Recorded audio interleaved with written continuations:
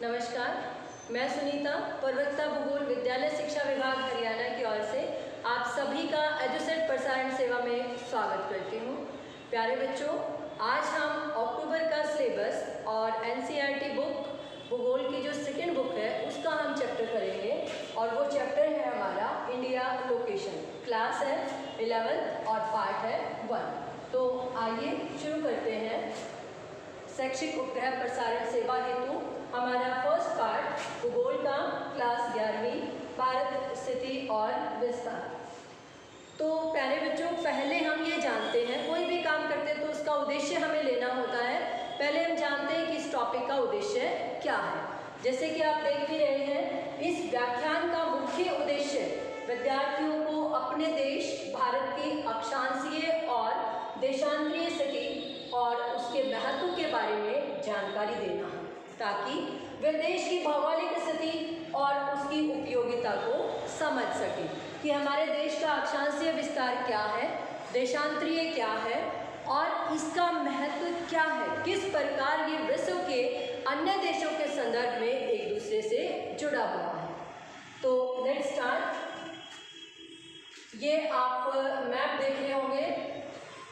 Yes, ये आपको map दिखाई दे रहा है। इस मैप पे आप कुछ रेखाएं देख रहे हैं। ये रेखाएं दिखाई दे रही हैं आपको। ओके, अब आप जानना चाह रहे होंगे कि ये रेखाएं क्या हैं। आपने छोटी क्लास में पढ़ा होगा, क्या है ये रेखाएं। यस, इन्हीं रेखाओं को हम अक्षांश रेखाएं कहते हैं। जो रेखाएं भूमध्य रेखा के समानांतर लेटी हुई होती हैं, पूर्व पश्चिम में फैली होती हैं, उनको हम क्या कहते हैं, अक्षांश रेखाएं। ये रेखाएं, राइट। ओके, अब दूसरा, आप ये लंबाई में कुछ लाइंस देख रहे होंगे। इन लाइंस को हम क्या कहते हैं, देशांतर रेखाएं। यानी पूरे ग्लोब को, जो हमारा पूरा गोला है, ग्लोब है, जो पृथ्वी का शुद्ध प्रतिरूप है, उसको 360 डिग्री अक्षांश में बांटा गया है, जिसमें 180 अक्षांश है और 180 आपकी लंबी रेखाएं हैं, ऊर्ध्वाधर रेखाएं, जिनको हम देशांतर कहते हैं, राइट। तो ये हमारी देशांतर रेखाएं हैं, जो हमारे उत्तरी और दक्षिणी दोनों ध्रुवों को मिलाती हुई खींची जाती हैं, उनको हम देशांतर रेखाएं कहते हैं। ठीक है, तो हम अगर वर्ल्ड मैप को और ग्लोब को स्टडी करें तो हम क्या पाते हैं, हमारा भारत कहाँ स्थित है, कौन से महाद्वीप में स्थित है। तो देखते हैं। अब आपके लिए क्वेश्चन है, क्या आप बता सकते हैं कि भारत का उत्तरी और दक्षिणी बिंदु कौन सा है। देखिए मैप पर, मैप आपके सामने है। उत्तरी और दक्षिणी बिंदु ये आप देख रहे होंगे ऊपर की ओर, ये हमारा उत्तरी बिंदु है। तो इसका नाम बता सकते हैं आप। यस, जम्मू एंड कश्मीर, और ये ऊपर आपका पामीर ग्रंथि है, जो ये गांठ दिखाई देती है ना। वैसे ही हम नीचे की ओर देखें तो ये हमारा कन्याकुमारी। लेकिन एक क्वेश्चन बच्चों यहाँ पर आता है कि ये हमारी मुख्य भूमि है, जो हमारी ये लैंड मास है वो है। इसके अलावा जो केंद्र शासित प्रदेश है वो भी इसमें शामिल है। ठीक है, तो ये तो हमारा हुआ कि कौन सा बिंदु उत्तर में है और कौन सा दक्षिण में है। अब ये कितने अक्षांश पे है, उत्तरी और दक्षिणी, और भारत किस गोलार्ध में पड़ता है, वो जानने के लिए हम आगे बढ़ेंगे। उससे पहले एक और क्वेश्चन, कौन सी रेखा भारत के मध्य से गुजरती है और उसका अक्षांश कितना है, बताइए, सोचिए जरा। आपको लाइन दिखाई दे रही है, बिल्कुल अलग से डिमार्केटेड है, ये मोटी लाइन है, ये बीच में, ये आपकी कौन सी रेखा है। यस, वेरी राइट, ये कौन सी रेखा है, कर्क रेखा, जिसका अक्षांश है 23.5 डिग्री उत्तरी अक्षांश। आप देख सकते हैं ये भारत के बीचों बीच पूर्व से पश्चिम की ओर जाती है, जिसको हम कर्क रेखा कहते हैं। ठीक है, आप मैप को ध्यान से देखिएगा। इससे भारत की स्थिति कहाँ पर है, कितना अक्षांशीय देशांतरीय विस्तार है, everything will be clear by this map. So see this map very carefully, right. तो चलिए हम आगे बढ़ते हैं। ये आपका आ गया, अब यहाँ से हमारा चैप्टर स्टार्ट होता है। ये हमारी है स्थिति। भारत पूर्णतः कहाँ है, उत्तरी और पूर्वी गोलार्ध में स्थित है, और यह विश्व के कौन से महाद्वीप में है, सबसे बड़े महाद्वीप, कौन सा है सबसे बड़ा, यस, एशिया महाद्वीप में स्थित है। एशिया महाद्वीप के दक्षिणी और मध्य जिसके उत्तरी भाग में क्या है, हिमालय, और दक्षिण में हिंद महासागर स्थित है। भारत की मुख्य भूमि, जैसा कि मैंने आपको अभी बताया, मुख्य भूमि उत्तर में कश्मीर से लेकर दक्षिण में कन्याकुमारी तक, और पूर्व में जो इधर हमारा पूर्वी भाग है, पूर्व में अरुणाचल प्रदेश से पश्चिम में गुजरात तक फैली हुई है। क्लियर? अब समुद्रों के साथ सीमाकृत अक्षेत्र, यानी जो पास का सीमाकृत अक्षेत्र वो कितना है, 12 समुद्री मील। एक मील में 1.6 किलोमीटर तक शामिल होता है। और दक्षिणी सीमा में क्या है, दक्षिण की ओर हिंद महासागर, जैसा कि ऊपर में भी दिया हुआ है, हिंद महासागर, इसी की 2 शाखाएं हैं। जैसे ये हिंद महासागर, इसकी 2 शाखाएं हैं, इधर वाली अरब सागर और इधर वाली बंगाल की खाड़ी। तो बंगाल की खाड़ी और अरब सागर, जिसकी मुख्य भूमि के अलावा भारत की दक्षिणतम सीमा क्या है, बंगाल की खाड़ी में 6 डिग्री 45 मिनट उत्तरी अक्षांश पर है, और जिसका नाम है, यस सोचिए, इंदिरा पॉइंट, जिसको पहले पिग्मेलियन पॉइंट कहा जाता था, अब जिसका नाम क्या है, इंदिरा पॉइंट। शायद आपको क्लियर हो गया होगा। एक बार मैं फिर आपको मैप की ओर लेकर चलती हूँ। ये देखिए, ऊपर क्या है, कन्याकुमारी, ऊपर जम्मू कश्मीर, नीचे कन्याकुमारी। यहाँ आपका अंडमान निकोबार में यहाँ 6 डिग्री 45 मिनट पर है दक्षिणी पॉइंट, कौन सा, इंदिरा पॉइंट। इधर पूर्व की ओर अरुणाचल प्रदेश, तो पश्चिम में क्या है, गुजरात। अब आगे चलते हैं और जानते हैं। यस, अब ये मैप देखिए, इस पे आपको ये कुछ लाइंस दिखाई दे रही है ना। ये ऊपर वाली लाइन है, ये क्या है, उत्तरी पॉइंट है, और ये किस अक्षांश रेखा से, एरो आपको क्लियर कर रहा होगा, ये इसका अक्षांश है 37 डिग्री 6 मिनट उत्तरी अक्षांश। नोट डाउन कर लीजिएगा। नीचे वाली जो रेखा है, जो कन्याकुमारी के पास से गुजरती है बेटा, वो क्या है हमारी, वो है हमारी, यस, ये आपको क्लियर होगा, ये रेखा है हमारी 8 डिग्री 4 मिनट 8 डिग्री 4 मिनट उत्तरी अक्षांश। तो अक्षांशीय विस्तार क्या हुआ, 8 डिग्री 4 मिनट उत्तरी अक्षांश से 37 डिग्री 6 मिनट उत्तरी अक्षांश। क्लियर? और इधर आपका क्या है, पश्चिम में ये रेखा दिखाई दे रही है गुजरात के सौराष्ट्र के पास से, ये है 68 डिग्री 5 मिनट से, और ये पूर्व में अरुणाचल प्रदेश के पास 97 डिग्री 25 मिनट पूर्वी देशांतर। तो ये हमारा देशांतरीय विस्तार है, और ये है अक्षांशीय विस्तार। क्लियर? एक एरो और दिखाई दे रहा होगा आपको, ये दिख रहा, ठीक है। ये हमारा भूमि का क्या है, भारत का दक्षिणतम बिंदु 6 डिग्री 4 मिनट पर, वो है इंदिरा पॉइंट। ये आपका भारत की अक्षांशीय और देशांतरीय स्थिति है। राइट? आपको क्लियर हो गया होगा। अब आप इसको देख भी सकते हैं।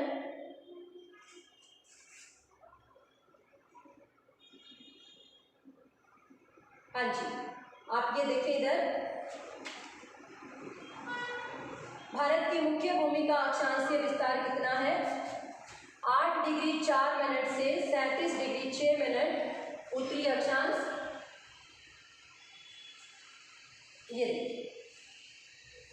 मुख्य भूमि का अक्षांशीय विस्तार 8 डिग्री से 4 मिनट उत्तर से 37 डिग्री 6 मिनट उत्तरी अक्षांश। देशांतरीय विस्तार 68 डिग्री 7 मिनट पूर्व से 97 डिग्री 25 मिनट पूर्वी देशांतर। अब उत्तर से दक्षिण की वास्तविक दूरी इन किलोमीटर, ओके, एक्चुअल डिस्टेंस कितना है, वो है 3214 किलोमीटर, और पूर्व से पश्चिम में कितना है, 2934 किलोमीटर।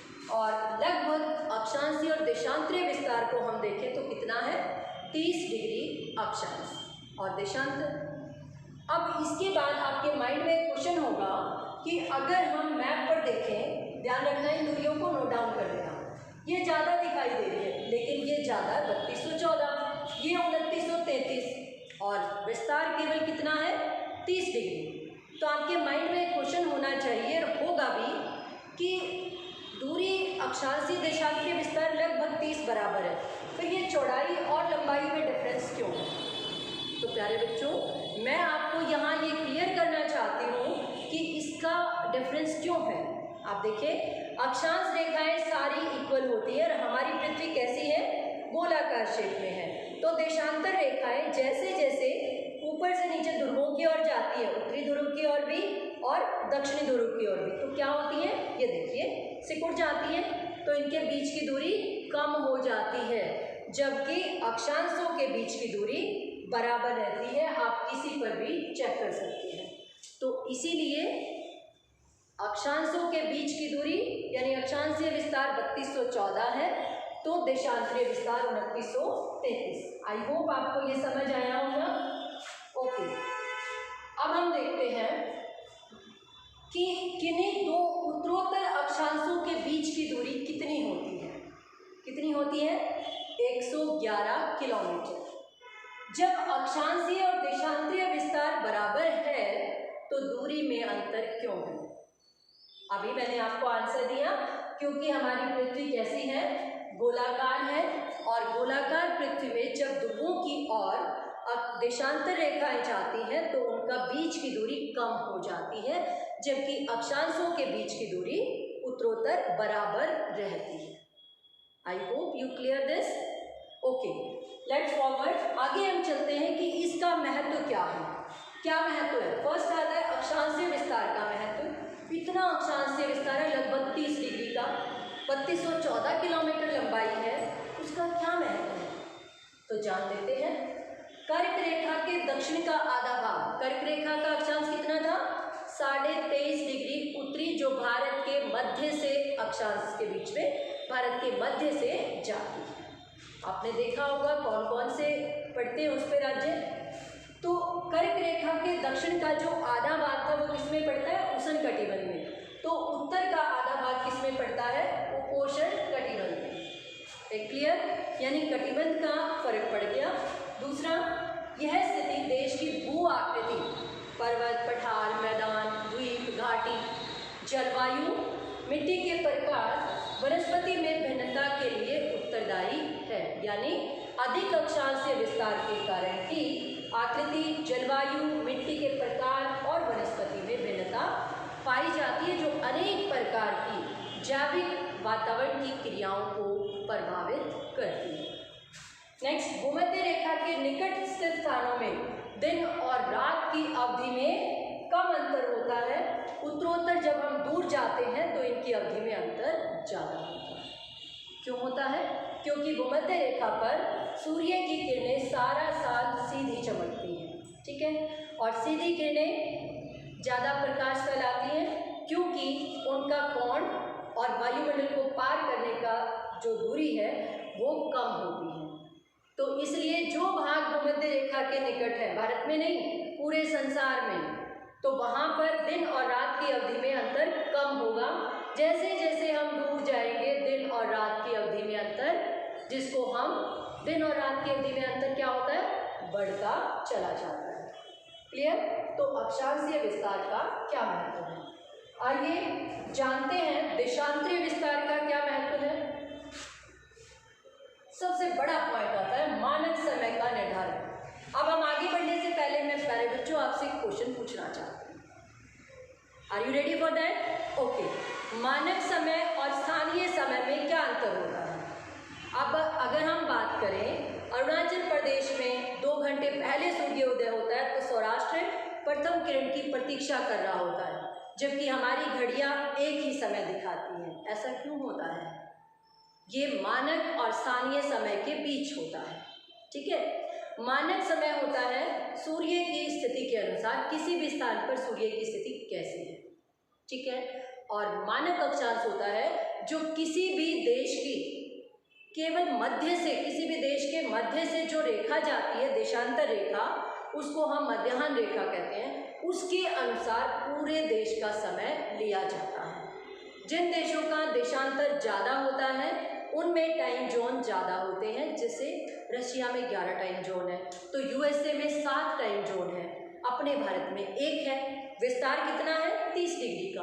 तो 15 और 7.5 डिग्री के अंतर्राष्ट्रीय महत्व के आधार पर देशांतर रेखाएं, मानक देशांतर रेखाएं होनी चाहिए, लेकिन भारत में 1 है। परंतु फिर भी हम उसी के अनुसार अपने अपना मानक समय निर्धारित करते हैं। तो आई होप क्लियर हुआ होगा। मानक समय होता है जो किसी भी देश की मानक देशांतर रेखा से, मानक मध्य रेखा से, केंद्रीय मध्य रेखा से दिया जाता है। क्लियर? तो चलिए जानते हैं अरुणाचल प्रदेश और सौराष्ट्र के स्थानीय समय में 2 घंटे का अंतर क्यों है? उनकी स्थिति के अनुसार। स्थानीय और मानक समय में क्या अंतर है, आप नोट डाउन करते रहिएगा। अभी मैंने आपको आंसर दिया और हम इसको नेक्स्ट फिर वेरीफाई करेंगे, फिर देखेंगे क्या है। भारत की मानक देशांतर रेखा का देशांतर क्या है? मानक देशांतर रेखा को किस गुणांक पर चुना जाता है, बताएंगे? शायद सही 7.5 डिग्री। भारत का 30 डिग्री है तो 15 डिग्री, ये अंतरराष्ट्रीय स्टैंडर्ड है। किस देश में सबसे अधिक मानक देशांतर रेखाएं हैं जिसका विस्तार अधिक है पूर्व पश्चिम में? वो किस में है? यस, रशिया में सबसे ज़्यादा 11 टाइम जोन है। ओके, तो अब हम उस स्थान का जानते हैं कि क्यों अंतर था अरुणाचल प्रदेश और गुजरात में। ठीक है, अब आप देखिए, जब हमारी पृथ्वी घूमती है, सूर्य स्थिर है ना, पृथ्वी घूमती है पश्चिम से पूर्व की ओर, सूर्य कहाँ उदित होता है? पूर्व में। तो जो स्थान पूर्व में होगा, घूमती हुई पृथ्वी का जो भाग पहले पूर्व की ओर आएगा वहाँ सूर्य पहले चमकेगा, जो भाग पश्चिम की ओर होगा वहाँ बाद में। तो अरुणाचल प्रदेश कहाँ है? पूर्व में। तो अरुणाचल प्रदेश में सूर्योदय कहाँ होता है? पहले, जबकि सौराष्ट्र में 2 घंटे बाद दिखाई देता है। सूर्य तो एक ही साथ उदित होता है पूरे संसार में, लेकिन स्थानीय स्थिति के अनुसार पूर्व और पश्चिम पृथ्वी के घुमाव के अकॉर्डिंग वो परिस्थिति में अंतर आ जाता है। अब क्वेश्चन है कि 2 घंटे का ही क्यों? ठीक है, वो जानते हैं।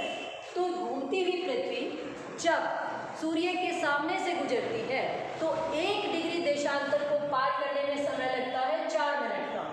अभी हमने पढ़ा कि भारत के पूर्व और पश्चिम देशांतर में समय लगभग 30 डिग्री का है, तो 30 डिग्री को पार करने में कितना समय लगेगा बच्चों? गुड, 30 गुना 4 यानी 120 मिनट, अर्थात 2 घंटे। क्लियर? तो इसीलिए क्योंकि सूर्य पूर्व में उदित होता है और पहले पूर्वी भाग में सूर्य दिखाई देता है और पश्चिम में 2 घंटे बाद, जबकि घड़ियां एक ही समय दिखाती हैं क्योंकि वो हमारे किसके अनुसार होता है? मानक देशांतर रेखा के अनुसार, जो पूरे देश की एक ही होती है। Is it clear? ओके, तो ये हमारा देशांतर का महत्व था कि जो समय के निर्धारण में अहम भूमिका निभाता है। क्या आप किसी भी देश का समय जान सकते हैं? Of course yes, very good, बिल्कुल जान सकते हैं। क्यों जान सकते हैं? जब हमें किसी भी देश का देशांतर पता है, 0 डिग्री हमारे पूरे देश की जो ग्रीनविच वेधशाला से जाती है, जिसको हम GMT कहते हैं, Greenwich meridian time, IST Indian standard time. ठीक है, तो उस 0 डिग्री से जितना पूर्व में होगा समय पहले, पश्चिम में होगा तो बाद में होगा।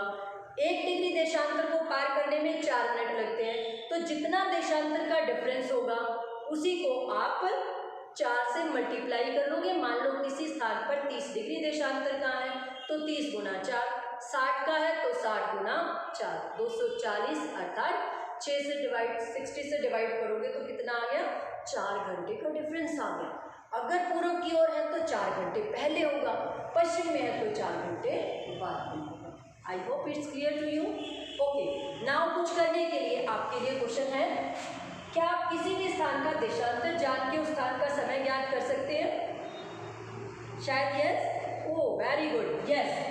तो अपनी पसंद के किन्हीं 2 देशों का समय निकालें और अपनी समझ को पुख्ता करें कि 2 देश कोई भी जो आपको पसंद है एटलस से लें और उनके बीच देशांतर का डिफरेंस देखें और उनका समय निकालें। राइट? ओके, यस, हम नेक्स्ट की ओर बढ़ते हैं। अब हमारा नेक्स्ट सबसे इम्पॉर्टेंट पार्ट आ गया है, वो क्या है? वो है हमारा अब ग्रह कार्य की हम बात करते हैं। ये हमने एक पार्ट किया इसका, भारत का अक्षांशीय और देशांतरीय विस्तार, अन्य देशों के संदर्भ में स्थिति, और वो हम अगले पार्ट में करेंगे।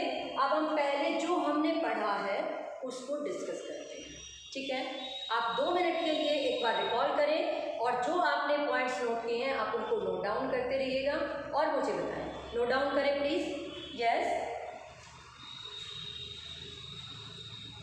ओके, शायद आपने कर लिया होगा। तो अब हम चलते हैं आगे की ओर। भारत किस महाद्वीप में स्थित है? देखते हैं आपको कितना समझ आया, हमने कितना गहराई से चैप्टर को समझा। यस, भारत कौन से महाद्वीप में है? एशिया महाद्वीप में। इसी के साथ मैं आपसे क्वेश्चन पूछना चाहती हूँ, विश्व का सबसे बड़ा महाद्वीप कौन सा है? कौन सा है? यस, वेरी राइट, एशिया महाद्वीप। और भारत एशिया महाद्वीप के दक्षिणी और पूर्वी भाग में, उत्तरी और पूर्वी भाग में है, मध्य भाग में पड़ता है। क्लियर? जिसका अक्षांशीय विस्तार क्या है? 8 डिग्री 4 मिनट से 37 डिग्री 6 मिनट उत्तर, तो 68 डिग्री 7 मिनट से 97 डिग्री 25 मिनट पूर्व, लगभग 30 डिग्री का अक्षांशीय और देशांतरीय विस्तार है। तो उत्तर और पूर्व क्लियर हो गया, उत्तरी पूर्वी भाग में पड़ता है। Very good. नेक्स्ट क्वेश्चन है, भारत का दक्षिणतम बिंदु कौन सा है? भारत का दक्षिणतम बिंदु कौन सा है? कौन सा है? यस, भारत का दक्षिणतम, एक है दक्षिणी, एक दक्षिणतम। यस, दक्षिणी बिंदु क्या है? कन्याकुमारी। तो दक्षिणतम मतलब सुदूरवर्ती, फॉर्दर मोस्ट, वो क्या है हमारा? Yes, Indira point. किसमें है वो? अंडमान निकोबार द्वीप समूह में। कितने अक्षांश पर है? 6 डिग्री 45 डिग्री 6 डिग्री 45 मिनट उत्तरी अक्षांश पर। Okay okay. नेक्स्ट क्वेश्चन है, मानचित्र पर अक्षांशीय और देशांतरीय विस्तार बताते हुए रेखाएं बनाएं। हमारा जो मैप है उस पे, जो मैंने आपको मैप पे दिखाई थी ना, उत्तरी अक्षांश रेखा दक्षिणी की ओर, इधर पूर्व की है, इधर पश्चिम की है, वो आपने ड्रॉ करनी है और बताना है कि उनका अक्षांश और देशांतर कितना है। क्लियर? ओके। नेक्स्ट है, मानक मध्य रेखा दर्शाएं। मानक मध्य का अक्षांश देशांतर कितना है? 82.5 डिग्री, जो भारत के लगभग मध्य से जाती है ना। कितना है वो देशांतर? 82.5 डिग्री। पूर्व, ध्यान रखना, पश्चिम नहीं लिखना, क्योंकि हमारा उत्तरी पूर्व में ये देश स्थित है। तो क्या आएगा? उत्तर पूर्व, 82.5 डिग्री पूर्वी देशांतर। ओके। कर्क रेखा किन किन राज्यों से होकर गुजरती है? यस, कर्क रेखा मैप को आपने स्टडी किया था, किन किन राज्यों से होकर गुजरती है?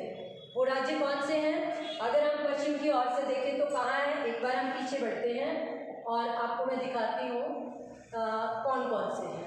राइट, ये देखिए, ये जा रही है, तो ये क्या है? गुजरात, राजस्थान, मध्य प्रदेश, ये आपका छत्तीसगढ़ है, ये आगे क्या है? झारखंड है, ये वेस्ट बंगाल, पश्चिमी बंगाल, त्रिपुरा और मिजोरम। किसमें नहीं जाती? तो वो आपका देखो उड़ीसा पास लगते हुए बच जाता है, जो हम मोस्टली गलत कर देते हैं। तो ये आपका रिकॉग्निशन से संबंधित क्वेश्चन था और अंडरस्टैंडिंग बेस पर कि आपने कितने ध्यान से उस चीज़ को देखा और समझा। राइट, तो ये आपका था किन किन राज्यों से होकर गुजरती है। और अभी मैंने जो पहला क्वेश्चन था वो इसके, ये अक्षांश है, ये देशांतर है, ये दक्षिणी बिंदु का आपने ऐसे ही ड्रॉ करके इनके ऊपर लिखना है। और अब हम फिर से अपने होमवर्क की ओर बढ़ते हैं। ठीक है? यस, ये स्थानीय और मानक समय में अंतर बताएं। स्थानीय समय कितना है? स्थानीय समय क्या होता है? जो किसी स्थान पर सूर्य की स्थिति के अनुसार दिया गया होता है। और मानक समय जो किसी भी देश की मानक मध्य रेखा के से लिया गया होता है, जो लगभग देश के मध्य में होती है। और अक्षांशीय विस्तार का क्या महत्व है? तीनों पॉइंट आते हैं। क्या महत्व है अक्षांशीय विस्तार का? यस, ये आपने नोट करना है। मैंने पीछे वाली स्लाइड में और आपको क्लियर बताया कि इतना अक्षांशीय विस्तार है 30 डिग्री का, 8 डिग्री 4 मिनट से 37 डिग्री तक, तो उसकी क्या महत्व है।